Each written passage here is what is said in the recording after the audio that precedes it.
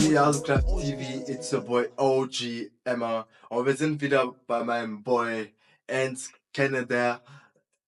Ant Canada. War ein bisschen schwer auszusprechen. Und ihr wisst ganz genau, dass der Bruder sein Ökosystem aufbaut, sein Vivarium. Und wir wollen hier nicht viel labern. Like, comment, subscribe zu meinem Channel, damit dieses Video auch anderen angezeigt werden kann und der Algorithmus auf jeden Fall mir hilft, meine Familie hier auf YouTube zu vergrößern. Und Leute, lasst auf jeden Fall in den Kommentaren, welche Reactions, welche Videos ihr sehen wollt und vor allem zu seinem Vivarium, zu einem Ökosystem. Habt ihr selber schon mal ein Ökosystem aufgebaut? Seid ihr selber Biologen, studiert Biologie und beschäftigt euch mit Tieren? Mich würde auf jeden Fall eure Seite interessieren, denn ich selber bin jetzt kein Biologe, sondern eher ein kreativ schaffender Mensch und es interessiert mich auf jeden Fall, wie andere Menschen denken, vor allem wenn du es zum Beispiel studiert hast oder selber dich im Tierschutz befunden hast oder selber Tierschutz betreibst. Wie findest du diese Idee von diesem Bruder?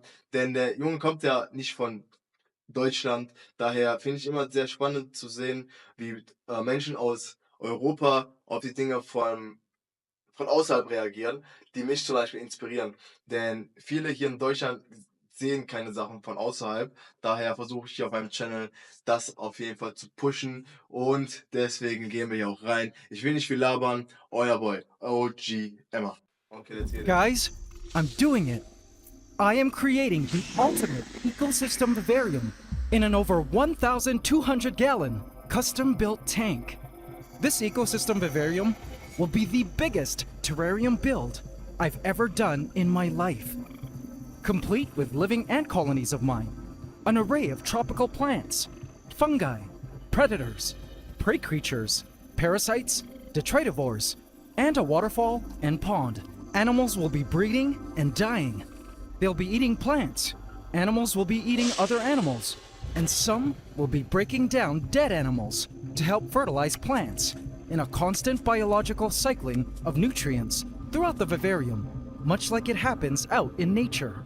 But managing such a food web is no easy task, and this vivarium project has honestly already forced me to apply all my skills and knowledge on animal husbandry, ant keeping, and biology that I've acquired over my entire lifetime. But you guys, the AC family, my beloved community of ant and nature lovers who watch this channel, have already been such a wealth of knowledge and supremely helpful at giving me advice on this undertaking. And this week, I ran a poll on my community tab asking, if you were to create the ultimate ecosystem vivarium, who would your apex predator be? The choices were a python, a chameleon, a tokegecko, and a tarantula.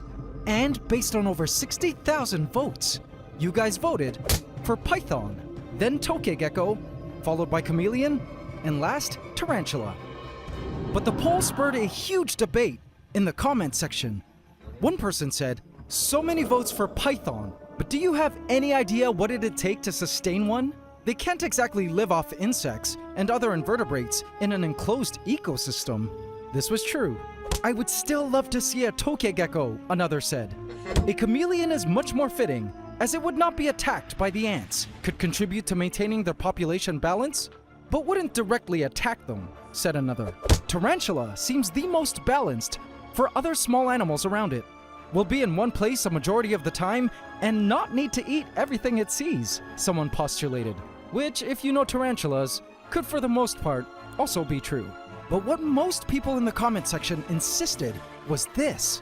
Have to say, I'd rather see some smaller predators competing for resources than some OP apex predator just dominating. Smaller predators meaning frogs, smaller geckos, spiders, mantids, etc.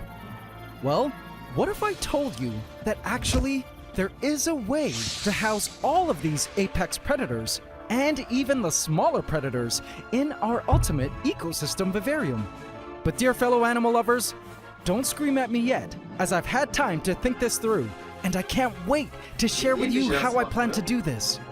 This is part 3 of creating an ecosystem vivarium, where I will have to manage the great food web that exists within the 4 glass walls that will make up our enclosed tropical world.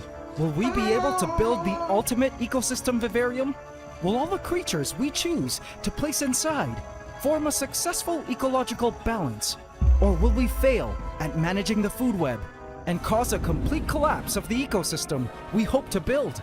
It's time we talk about our final plans and discuss. Welcome to the story of how we build the ultimate ecosystem vivarium here on the Ants Canada Ant Channel. Please subscribe to my channel and hit the bell icon. Und wie immer, Leute, liken. Wie er gesagt hat, liken. Deswegen auch bitte einmal da draußen liken, damit die Like-Kette weitergeht. Keep liking, keep supporting the creator out here.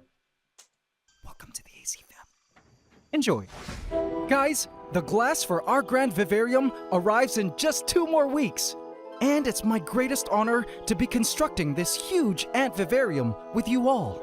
And as mentioned in the past 2 episodes of this vivarium series, there couldn't be a better time to embark on such a huge vivarium building journey with you guys than now, as it is the perfect way to celebrate reaching 5 million subscribers on the channel. At the time of creating this second episode, there are less than 1,000 subscribers left until we hit that milestone. So close, guys. So, if you're watching and haven't subscribed to the channel yet, please do hit that subscribe button so you too could follow and be part of this truly groundbreaking milestone experiment. I truly appreciate the support and cherish every sub. Das ist geil. Alright, now to address the big question. How do I plan on housing a meat-hungry python, an aggressive tokegecko, a voracious chameleon, a massive tarantula, and a whole assortment of other smaller predators all in one tank, without it being a massive bloodbath, prey food famine, and ecosystem collapse? Well, I'll be explaining how I plan on pulling that off, as well as discussing 2 things I have to address regarding last week's episode on predators. You see, first, there's a type of animal a lot of you have wanted me to include in the vivarium species list, but after thinking about it for a while, I've decided that I cannot, under any circumstances, include these animals you guys wanted in, due to personal safety reasons, which I'll cover later. And finally, regarding the wild-caught animals I featured last week, there was a surprise I saw when looking into their tank that left me baffled. I'll be asking you a ton of questions today, as I will be needing your help and opinions again on things. So like always, please stay tuned until the end for all that coming up. So AC family, let's begin. First, I want to address how I plan on working out having a python, a tokay, a chameleon, a tarantula, and other predators in a single tank, and it favoring an ecological balance within our vivarium. AC family, you will love this. And if you've already posted a comment against mixing all these animals together, please do leave it up in the comment section. But feel free to edit it if you change your mind by the end of this explanation. Alright, so let me start by defining what exactly I mean when I say we are creating the ultimate ecosystem vivarium. What does that actually mean?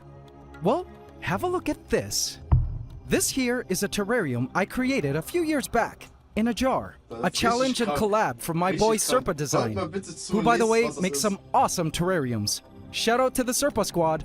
Now this particular terrarium in a jar was created for an ant colony, but even without the ant colony in it, this terrarium contained living plants, mosses, and a bunch of critters in its bioactive soils, like springtails and isopods. I could have completely sealed the whole thing up, and it would have been able to sustain itself. Und das finde ich krank. Wenn ihr verstanden habt, was er gesagt hat, der hat da quasi ein Ökosystem gebaut in dieser Kugel, was für sich selbst für immer leben würde. Das heißt, im Prinzip hat er da Pflanzen drin. Er hat ja diese Soul Creature, ich weiß nicht, muss man auf Deutsch mal eine Übersetzung sehen. Und das Ganze würde für immer genauso aussehen. Da die Pflanzen von der anderen, die Pflanzen ernähren sich von dem, was die Soul Creature rauslassen. Diese Soul Creature. And all the life inside it for years and years without me doing anything but giving the entire system some sunlight. The water would just continue to cycle inside the jar, animals would breed, feed, and die, and plants grow, get eaten, and also die. The entire system would be a mini, self-sustaining ecosystem in an enclosed space. Some of you may recall this terrarium. Ey, falls da draußen jemand gibt, der sowas herstellen kann, bitte einen Kommentar, melde dich bei mir. Ich hätte auf jeden Fall eine Idee, eine Geschäftsidee, genau, falls du sowas drauf hast, so ein Ökosystem zu bauen, was für immer hält, hätte ich da eine Geschäftsidee. Denn ich will nicht zu viel reden, sondern wenn du wirklich dieses Video hier siehst und du weißt, du hast diese Idee oder du hast dieses Skill, in so einer Schüssel, sage ich fast schon, ein Ökosystem zu erbauen, welches für immer bleibt durch dein Wissen, dann bitte schreib einen Kommentar, melde dich bei mir. Ich habe auch eine E-Mail, easiclub3@gmail.com. Da kannst du dich bei mir melden und wir machen daraus ein Geschäft. Denn hier auf meinem Channel geht es einmal um Reaction und einmal auch hier das Selbstständige. Auf meinem Channel geht es nämlich um die Kreativität und auch zum Beispiel YouTube ist eine Form der Kreativität und auch gleichzeitig eine Form des Geschäftssinnes. Daher finde ich es immer sehr spannend, in meinen Videos Dinge zu sehen, die mich inspirieren, neue Wege zu gehen und neue Wege zu denken. Daher an alle Leute draußen, die kein YouTube machen, macht einfach meinen Channel, macht Reaction und diese Reactions können euch dabei helfen, vielleicht neue Ideen zu finden. Denn ich finde hier dieses Ökosystem, diese Gedanke sehr, sehr spannend. Und man kann das auf sehr vieles übertragen, weil, ja, ich will nicht zu viel reden, denn wenn diese Person, die so biologisch unterwegs ist, das Ganze gehört hat und versteht, was ich meine, ich würde sehr, sehr gerne solche Kugeln herstellen. I'm just saying. Where I created a very bioactive forest floor around a tree stump. This was also created for an ant colony. But just like the jar terrarium, I could have sealed this terrarium up completely, and it would have thrived without my interference for years, with sunlight being its only requirement from the outside. I would call both these terrariums, had we sealed them up completely without ants in them, autonomous ecosystem vivariums. Ich brauche diesen Namen. Also, wer da draußen kann autonome Ökosysteme, ein autonomes Vivarium Ökosystem. Weil in Deutsch musste man das eigentlich umdrehen. Also, wer kann sowas bauen? Ein autonomes Vivarium Ökosystem. Wenn es da Leute gibt, die das hinkriegen, melde dich bei mir. Melde dich auf jeden Fall bei mir. Denn ich finde das so krass, ehrlich gesagt, dass ich davon erstmal einen Screenshot brauche. Versteht ihr, was ich meine? Weil ich will diesen Namen nicht verlieren. Because they could simply self-sustain, self-replicate, self-provide, and I would only need to provide sunlight and watch as the living things within formed a perfect balance of sorts to continue thriving for years and years. But AC family, because both these worlds later became homes for an ant colony, they no longer could be sealed up completely because the ant colonies would need extra food that the systems within could not provide. Namely, a regular supply of prey insects like crickets or roaches, and some sweet foods like honey. Yes, technically prey insects could breed inside, but the prey insects would eat up all the plants within the system and need more plant food to survive. So I would need to go in and add veggies or more plants into the system for the prey insects to eat. Plants take time to regenerate their leaves and grow, and if you know crickets or roaches, for example, you know how quickly they can demolish a piece of lettuce. Suddenly, the ecosystem isn't autonomous anymore. It's heteronomous because we're going in and adding in a few things to keep the animals we need alive. So you see, the simple act of adding a larger creature or creatures, like an ant colony, necessarily takes an autonomous ecosystem vivarium up to the next level, a heteronomous ecosystem vivarium. And the more creatures you add, and the larger these creatures are, the more heteronomous the system gets, meaning to say the more we humans caring for the system would need to directly and actively add to the system from the outside.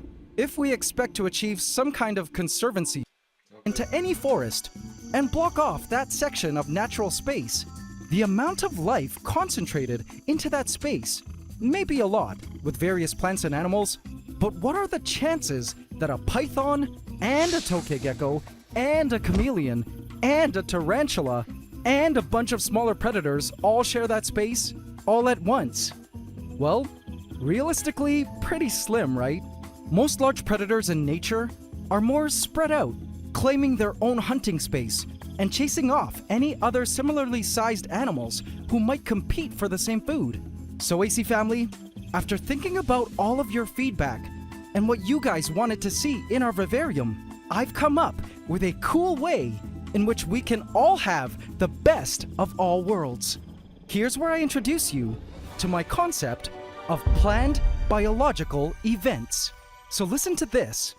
Going back to the block of natural space, if we were to watch a time lapse of that space, we would inevitably see a ton of action, ever-changing and dynamic. We would see animals and insects coming and going, random plants dying and being eaten, plants growing from new seeds sprouting from the soils, etc. The various life forms in that block of space would not be static and simply limited only to that 1,200 gallon worth of space, like an autonomous ecosystem, but would be constantly coming and going into that space as animals move in and out, and plant seeds are carried by winds to grow and die, thereby bringing in and taking away nutrients to the system, with all living things in the space interacting, much like a heteronymous ecosystem. So going back to our great vivarium, I think for all of this to work, we as the caretakers need to schedule planned biological events in order for the ecosystem to thrive. Such events can include, for instance, spontaneously dropping in a piece of fruit, which theoretically could have fallen from the treetops above, for vivarium creatures to feed on. If certain plants were to die off due to being overeaten by herbivores, we would need to simply plant new plants within the tank. Periodically, we would need to go into the system like this to add things in order to keep it going. And the coolest part? These biological events we make happen don't only have to be with fruits and plants, but can also include the actual animals. See where I'm going with this? So how can we work it out so that we can add our python, a tokegecko, a chameleon, and a tarantula into our ecosystem vivarium without wreaking havoc on our ecosystem? Well, just add them in at different times, meaning we cycle the apex predators. We could have my 9-year-old green tree python Valentino living in our ecosystem vivarium for 3 months, where he could only eat mice, which I would need to throw in once or twice a month. The skin he would shed and the poop he would excrete while living inside would be amazing nutrient-dense food for the soil creatures, which would then go on to poop and enrich the soils with bioavailable nutrients for growing plants within the vivarium. Then, whenever we want, we could simply move him out and move in a tokegecko, which would hunt prey insects who've had some time to proliferate in the vivarium, simply due to the fact that Valentino wouldn't eat insects the whole time he was in there. The toke would now have a feast on prey insects and might even pick off any small predators that failed to hide in the terrarium, like spiders, other small lizards, and frogs. Then when we feel he'd done his job at consuming a significant supply of prey animals, we'd move him out and move in a chameleon, which would feed on just insects and nibble on plants. If ever we feel the plant life was suffering, we could add in more plants, or offer vegetables on the forest floor for the chameleon to eat. Or if we felt the prey animal populations were suffering, we could also add more of those. These planned biological events would mimic the natural movement in and out of animals and plants that would typically occur in nature, in our theoretical 1,200 gallon natural wild space. Finally, after some time, we can swap out the chameleon with a tarantula, which would usually stick to a burrow location and wait for prey to come to it, and also not eat once filled for possibly weeks, which would give prey animals time to replenish. We could even add in a weaver ant colony to dominate the vivarium for a bit, and then just cut their nest plant out whenever we wanted, or felt they were eating too much or growing too big. The possible apex predators that could have a turn in our vivarium are endless, so long as they're easy to catch once their time is up.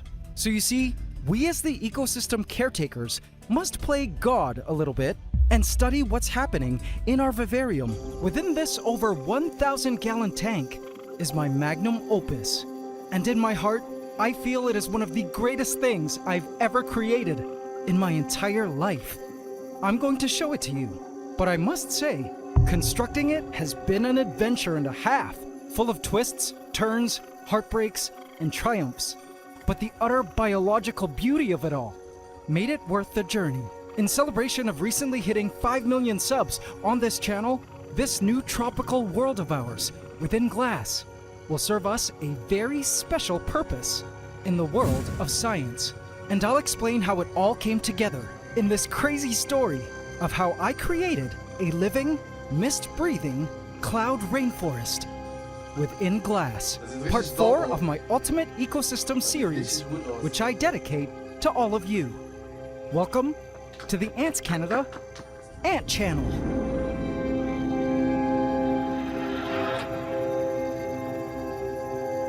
Please subscribe to my channel and hit the bell icon. Welcome to the AC fam. Enjoy.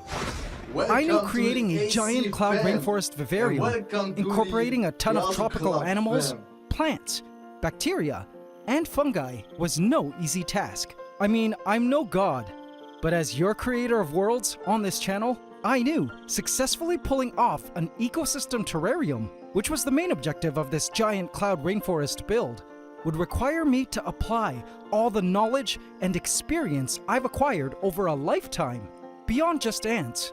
Editing and planning details of this rainforest build were covered. If you haven't seen the past 3 episodes of this series, which was largely a research phase and a crowdsourcing of your ideas, I've placed the playlist link in the description so you could check out those episodes after watching this episode. But when the team that I had commissioned to build the initial tank unit arrived this week, my heart was racing a million miles a minute. This was it. No more planning now. It was time to execute and build the ultimate vivarium. Animals and plants were waiting on standby to be introduced to their new kingdom. Once I was done, my ant tanks had to be moved around in a game of musical ant farms to accommodate the new gargantuan setup that was about to become part of the Antiverse. Volcania, my fire ant setup, had to be drained of water and lugged to an opposite wall. I actually liked it better here. The Leviathans, my marauder ants in their dragon setup that used to be there, had to be moved closer to a window. Beside the Blades of Midas, my spiny ant setup, my trapjaw ants had to be moved to another window where it looked much neater. Anyway, the base of the setup looked sturdy and was huge. The entire thing was about 10 feet long. Everything would be held together by frames, silicone, and glass. It took the team the entire day to finish it, but when they did, laying eyes on the empty tank in the ant room was such an experience. I've never before had nor designed a tank this huge. Walking up to it was a dream. I was in awe and felt like an athlete the night before the Olympics. I knew all my terrarium building skills would be stretched to their limit with this one, and all culminated to this sole terrarium. Let me show you the specs of this tank. To get in, you have to go through the back via 2 glass panels which swing open. The terrarium would be housing a lot of life, and I didn't want things escaping all over the place whenever I needed to get in, so this was the best way in my mind. I also wanted a full unobstructed view of the front, so I chose for no doors there. I knew I would be needing some good space at the top for lighting and climate equipment, so I had an upper compartment created to house all the lights and gear. Speaking of climate equipment, I also knew ventilation was key, particularly for the animals I had in mind for the vivarium. So I had the side made with an opening door with mesh for ventilation. The top of the tank, of course, was also mesh. Now, before starting any terrarium build, I always visualize what the final result would look like. I began to trace the general shape of what I wanted the vivarium to look like in my mind. I even drew a sketch several weeks ago of what I wanted it to look like. For me, this visualization phase is imperative before actually building, because it would help inform all my aesthetic choices made during the building process, which you will see later. The tank was empty now, but I could see it, already done in my mind. Boah, seine Ents sind richtig stark. It was late, So tomorrow would be building day. But little did I know, this terrarium building process would turn out to be harder than expected and wouldn't go as planned. The first thing I needed to do was silicone a wall. I wanted the vivarium to have a water portion, so that wall separating the water from the land needed to be set in place. But before that, I needed to prep the rock wall. And for that, I'd like to introduce to you what has become my best friend throughout this entire rainforest building journey. This was the real MVP. It's terrarium scaping foam. It was my first time using it. It's by a company named Dymax, #not sponsored, but it's basically a biological safe glue for gluing tank decor in place. I decided to give it a try and began to use it to glue sphagnum moss to the back of our rock wall.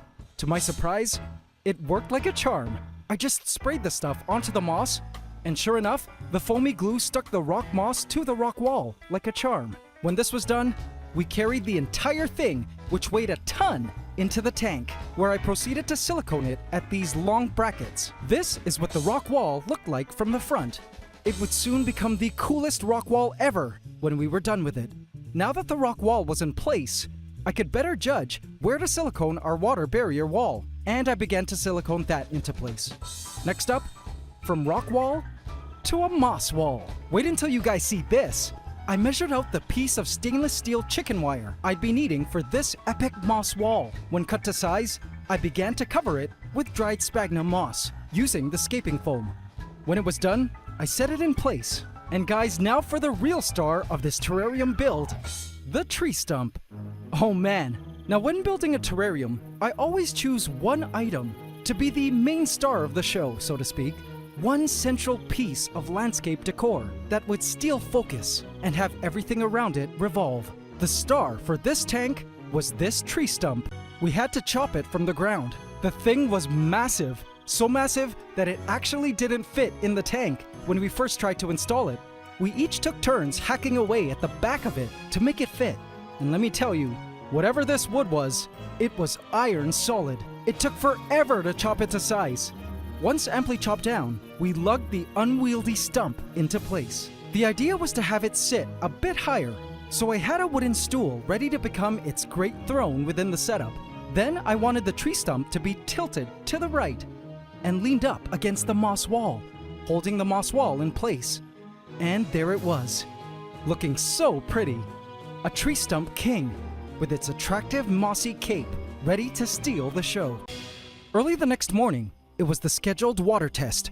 I always get nervous with these water tests because I've had bad experiences with water walls leaking and have learned to never start a terrarium build with a water wall without first testing that water wall for leaks. And luckily, I didn't start the actual terrarium building prematurely because what I spotted made my heart drop to my stomach. Leaks. And not just inside the tank, but also outside the tank. The setup was not waterproof. I wasn't sure if it was my fault by not explaining that the tank needed to be waterproof, but perhaps the manufacturer thought he was building a completely dry unit. Like the display case wall, I also had them build in my room. But worrying and blaming was too late now.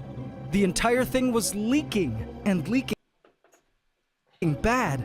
I spotted where the leak was. It was an unsiliconed corner.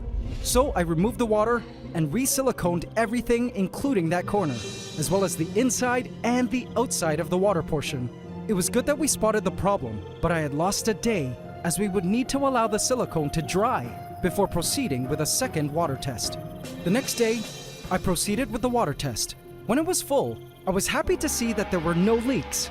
I placed a tape at the watermark and would have to check back in a few hours to verify that it was indeed leak-free. I came back in a few hours, and this was what I saw.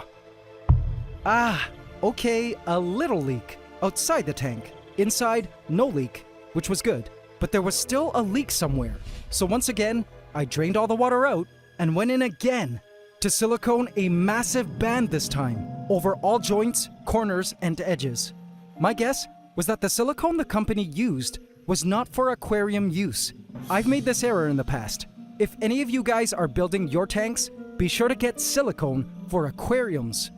While waiting for the silicone to dry, I used this time to do things like clean the glass, as I knew the moment I started landscaping, it would get harder and harder to properly get in to wipe the glass. The next day, I was ready for the third leak test.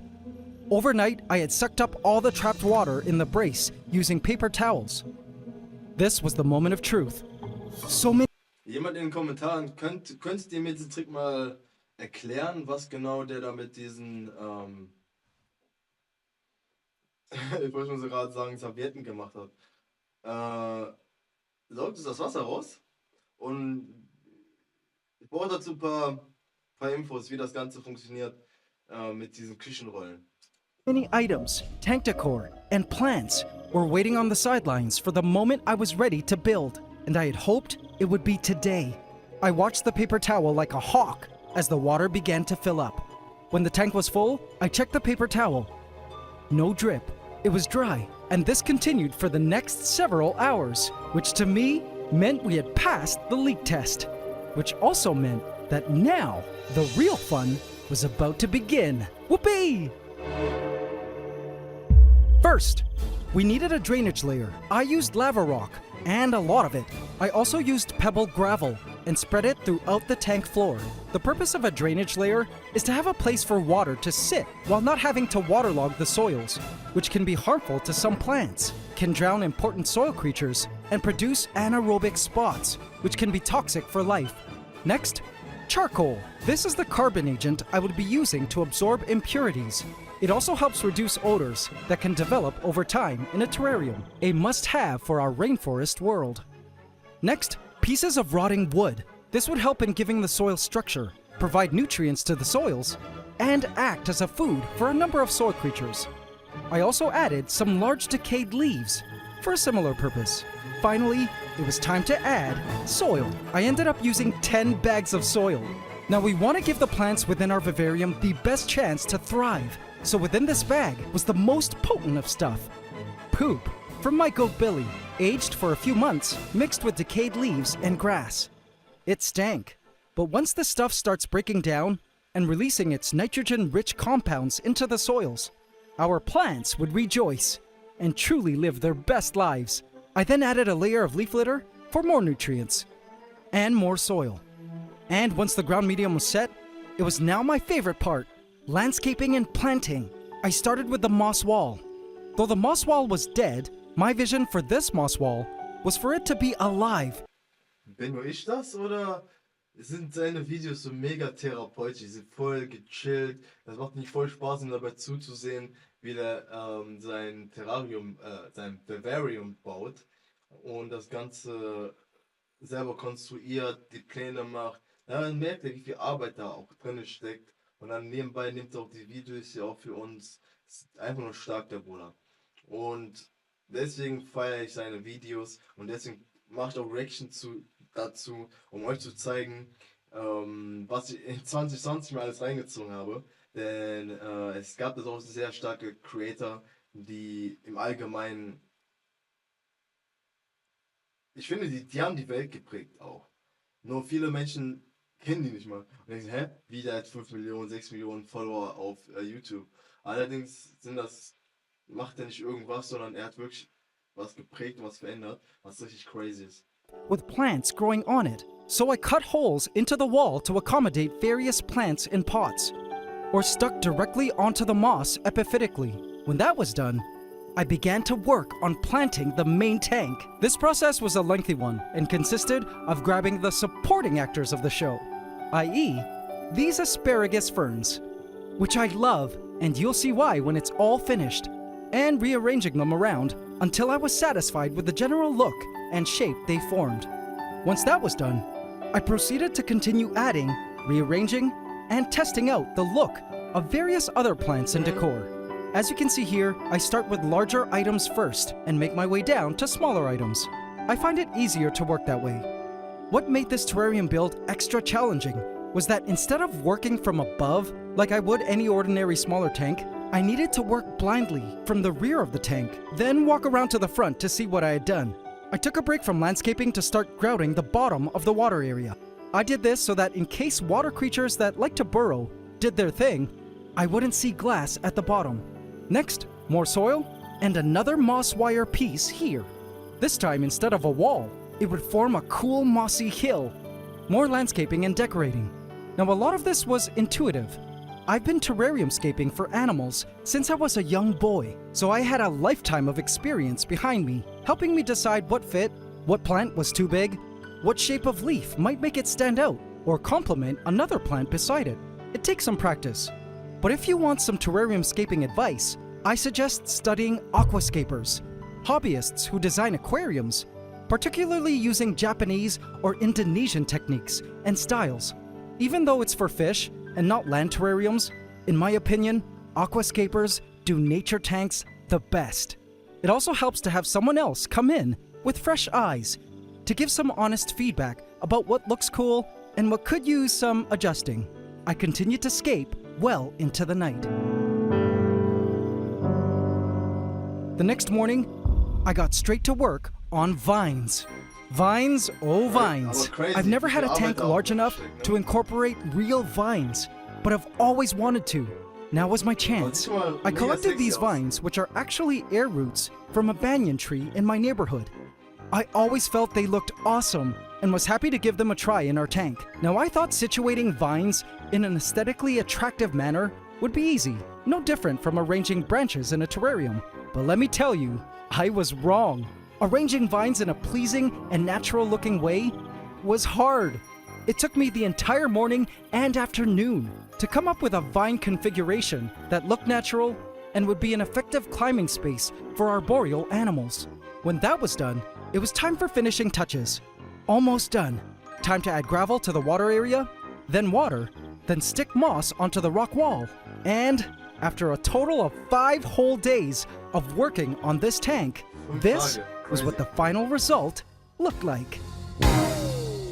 AC family, behold, the slice of tropical cloud forest I call Pandora.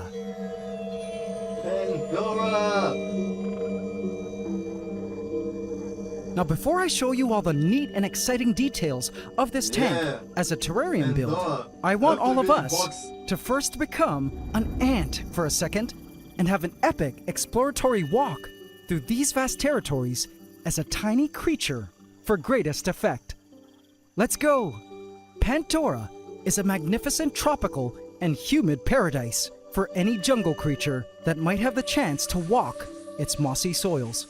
With it being a cloud forest, humidity is high, which means heaven for moss, which carpets many areas of this rainforest terrain. Now, if you're having problems seeing things right now, don't worry. It's just while the cloud which blows through here every morning and evening floats through to hydrate the lands. It will be gone shortly. Now, the reason I chose to construct a cloud forest over any ordinary forest is because cloud forests, meaning forests usually at the saddles of mountains that retain a lot of moisture from settling clouds, happen to be among the most biodiversity-rich ecosystems in the world. Cloud forests are my favorite forests with incredible ecosystems, hence Pandora here. Pandora also sports a peaceful waterfall fed from a mountain spring that trickles into the opening of an underground cave water system. What a world these lands would be for our beloved creatures moving in. Alright, and now to check out these lands as humans. The foggy clouds are produced by a fog machine, which pumps the fog in every few hours to ensure the lands stay hydrated. The tank looks pretty epic from the front. Richtig geil aus, man. Nice job, man. AC This is fam. my favorite angle of the tank. And check out the back. I just couldn't stop staring. Have a look. It's insane to watch and looks super real with the clouds. But let's have the clouds go, shall we? I have a fan on a timer, which turns on to periodically blow fresh air into the setup from the side, but I'll use that now. The mist takes a moment to dissipate.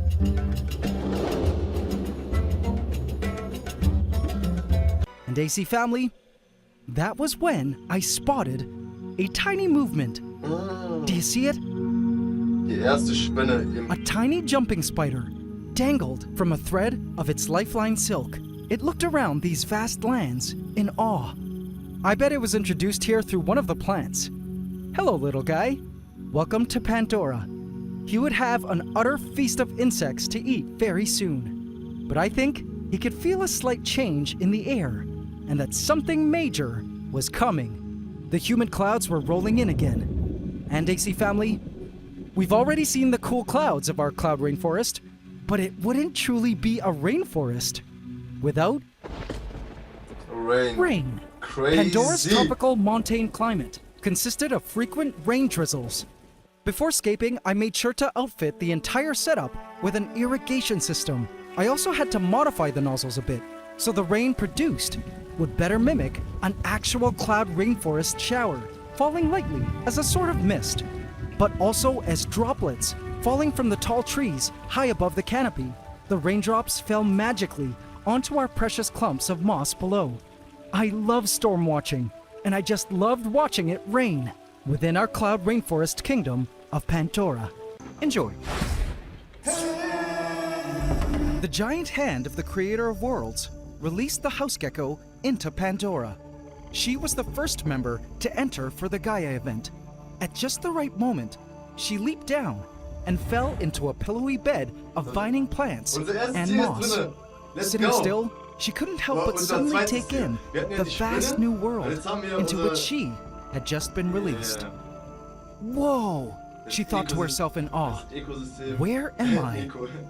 This place was big, real big, and ominous as the clouds began to roll in. But she knew better than to just start romping around and mindlessly begin exploring. Her instincts were telling her that these lands, though beautiful, were also hostile and dangerous. She had best watch her step. But she was the first animal to be placed in. How dangerous could Pandora be, right? Well, AC family, turns out she was right. And I too discovered the truth about Pandora 2 days prior to Gaia. These lands were already a literal war zone, and a Pandora-wide race to domination of parties had already begun amongst the most unlikely of creatures. The day before adding all the animals in, I spotted a colony of ants, hot in action. Ants? What kind of ants? I tried my best to identify their species as I watched them trailing energetically along the vertical facade of the Hallelujah tree stump. They looked so familiar. I followed their trail and watched as they came and went from an inconspicuous hole in the driftwood. Were the ants living in this tree stump? I followed them down another trail they established, down the wood towards the mossy floor. And that's when I saw it. A super major! No way! These were marauder ants. What were marauder ants doing in here? In disbelief, I had to double check on my leviathans, my longtime colony of marauder ants, to see if they had somehow escaped or something. But nope, all was well, and the leviathans were all in their setup. These marauder ants were another colony, and must have been introduced by way of the tree stump. When we first extracted the stump from the ground, I do remember a lot of us getting bitten by marauder ants. But I just assumed it was from an ant trail passing by the stump, because marauders usually nest in soil, not wood.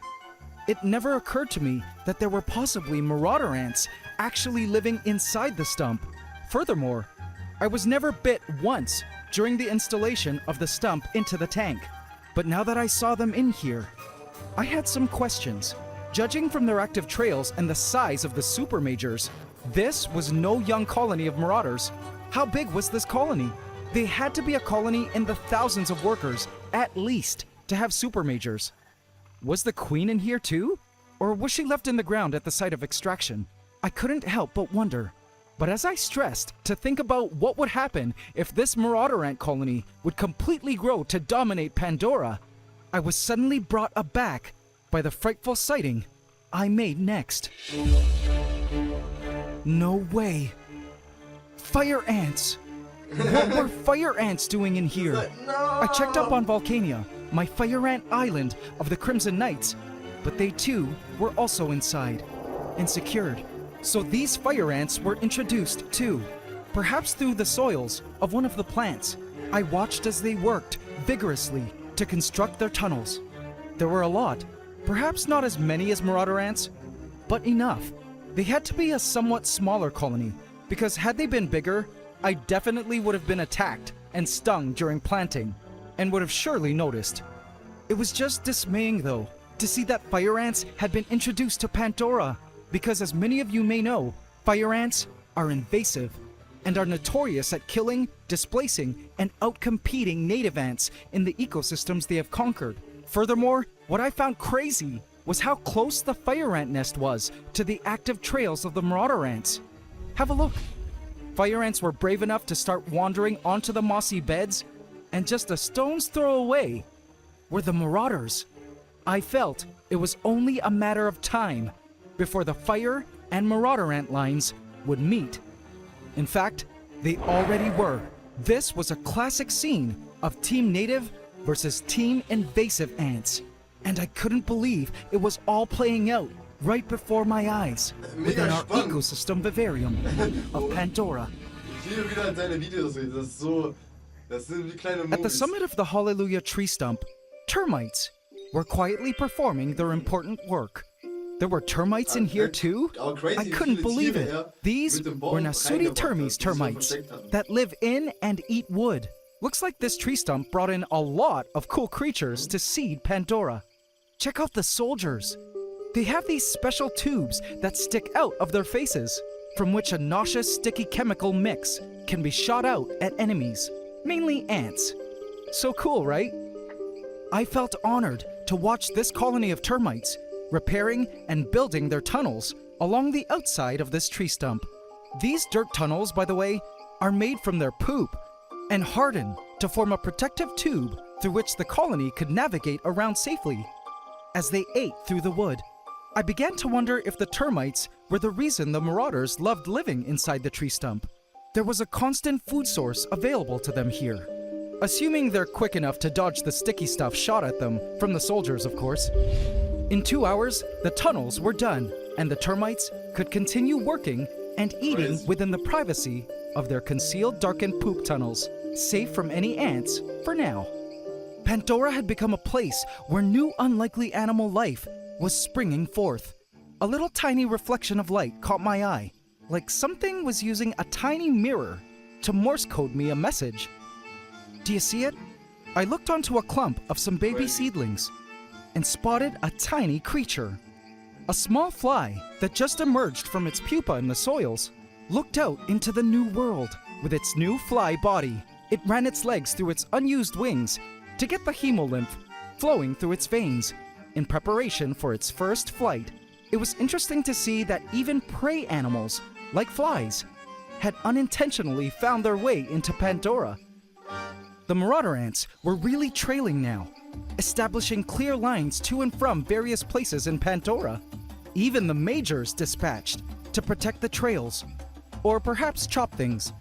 Watching them make their way through the tall moss was like watching a pack of wolves moving swiftly through the woods. I actually love marauder ants because of the way they trail. They were still marching up the wood, but one such trail, coming from the right of the foot of the Hallelujah stump, was especially active, and I followed it to see what all the marauder fuss was about. Let's see what these ants are up to. In fact, this path became so important to the ants that they began clear-cutting all living moss laying in the way. They were determined to make this a permanent marauder highway, and the moss wasn't their favorite track flooring to navigate. Piece by piece, the workers worked hard to cut the moss up, and hey, what's that? Amazing! I then discovered that these moss forests, through which our marauders were parading, were home to these creatures, tiny rove beetles. They crawled through the moss, searching for food. My guess was they were either hunting little tiny creatures that live in the moss, or were feeding on the fungi that attack the moss. Rove beetles, depending on species, can have very diverse diets. But cool to see the marauders not interested in bothering them at all. It was at this time that I also found something else in the moss that the marauders didn't bother with. See it? That little ant, making its way through the moss entanglement, is no marauder ant, nor is it a fire ant. I'm actually unsure what species it is, perhaps Calyptomyrmex, but let's tentatively call them dwarf ants for now. And I watched it come in contact with a marauder, and nothing. The marauder ant went on with its business, knowing this dwarf ant was no threat. I guess a colony of these dwarf ants too were introduced into Pandora unintentionally, and they were actively foraging alongside the marauders now. I have never ever seen this behavior before, and would have never been able to in a captive setting where I never mix ant colonies together. Interesting to know that in the wild, not all ants are enemies. Okay, so why were the marauders so eager to cut a trail through here? Right. What were they after? Following the trail from the Hallelujah stump through the moss, I noticed the trail extending to the eastern lands of Pandora. To here, the Cave of Wonders, whose dark and humid cavernous chambers extend into the moss hills that surround it. Interesting. Were the marauders planning on relocating from the Hallelujah stump to the cave? What was so special about this cave? I would soon find out, but I was suddenly distracted by a commotion happening at the other end of Pandora. A fight between a fire ant and two marauder ants. It happened fast, but this was the official beginning of the war. The marauder ants, now alarmed by the presence of the fire ants, scrambled around in a bloody mission to kill. The marauder ants sounded the enemy alarm by releasing a pheromone, which would soon reach other members of the colony. Marauders began hunting the stray fire ants down as they ducked and hid into the moss to evade the marauder forces. As tense as the marauder ants versus fire ants drama was, I found the scene riveting. A major was informed of the fire ant forces, and it came rampaging through to help defend. Oh, it was over. Like an angry rhino, she pushed forth through the moss and appeared on the scene where she could smell the fire ant blood all around. Where are they? Where are they? Let me at them. I would hate to be a fire ant contending with a worked up marauder major right now. The fire ants were too distracted to notice how close they were coming to her. But suddenly, bam! A fire ant ran straight into her jaws, and she chomped down with a force the fire ant had never known. Another marauder helping along, but the fire ant escaped, which enraged the major even more as she rampaged around in search of more fire ants. A wounded fire ant came out of hiding right in the major's path. And again, the major went down to finish the fire ant off. But suddenly, the major recoiled in pain.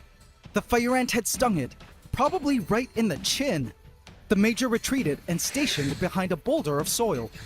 Was this sting fatal? Not yet.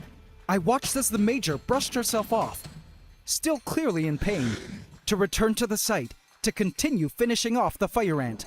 But before she could get to it, it escaped into a darkened hole in the soil. It was finally the big day of Gaia, the day more animals would be moving in. I couldn't help but stop and stare at the beauty of Pandora at sunrise as the misty clouds blew through this AC family. This blessed, unique opportunity action, one of the best again as has been a through treating them, emerged. From what I could see, they were gathering within one of the larger talanjas on the moss wall. They had probably set up a station somewhere behind the wall. And look, they were full. In fact, I began to wonder, what were all these ants even eating? While inspecting marauder ant trails, whose dirt roads through the moss were now pretty defined, I did also catch one ant feeding a major through trophallaxis. Were the ants managing to find an ample food source I didn't know about? Despite it being prior to me adding creatures in, where were the ants finding their food? Or was it drink? AC family, this question led me to up snails, probably introduced through the floating water lettuce. But more interestingly, I spotted ants, marauder ants, on the water lettuce with social stomachs full of pond water. Wow! I had no idea marauder ants were so proficient around water. But how are they getting here? Surely they didn't swim. Nope. Turns out they were climbing the vines. What? Marauder ants were capable of going arboreal? Now this was new info. Furthermore, check this out. Our pond water was tinted, a dark brown color. But don't panic, this was all totally normal, as the tint was from tannins leaching from the wood that was in the water. It actually made these waters very healthy for animals living in it and highly nutritious for animals drinking from it.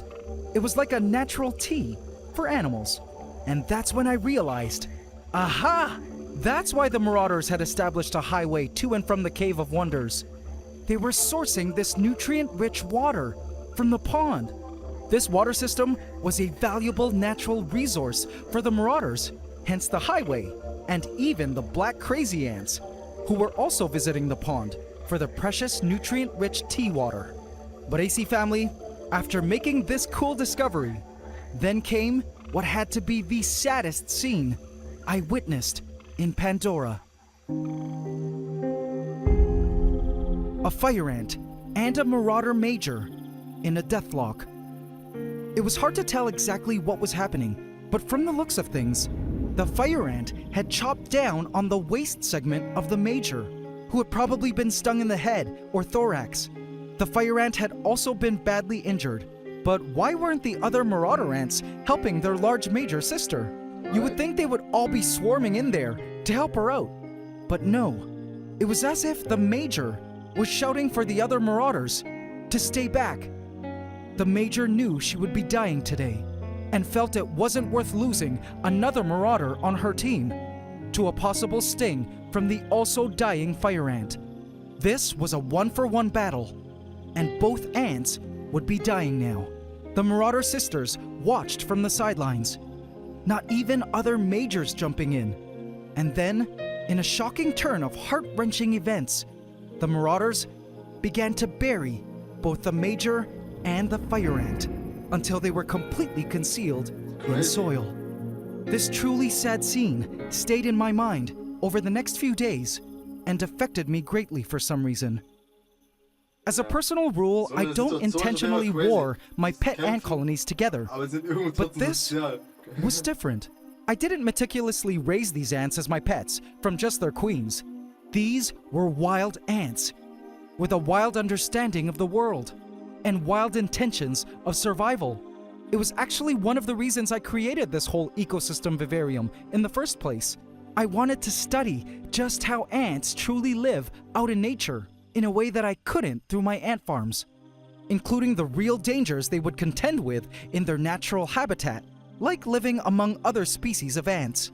I had learned a lot so far, but I knew this was all just the beginning. It seemed the marauders had come out victorious in the end, though. The fire ants had retreated, completely sealing up their nest holes. Not a fire ant in sight now. But I knew better than to think this was the last we'd see of them.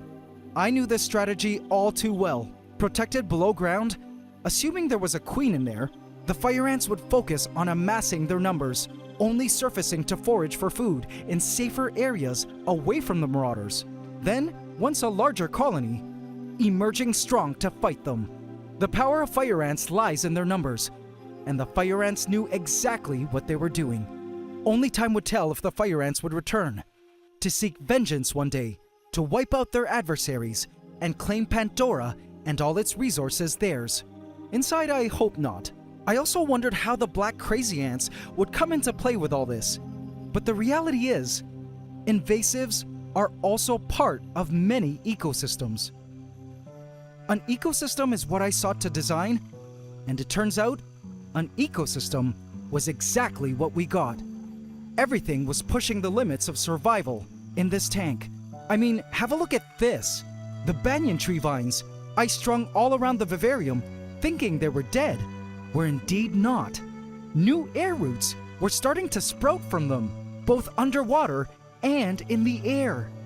The vines were alive.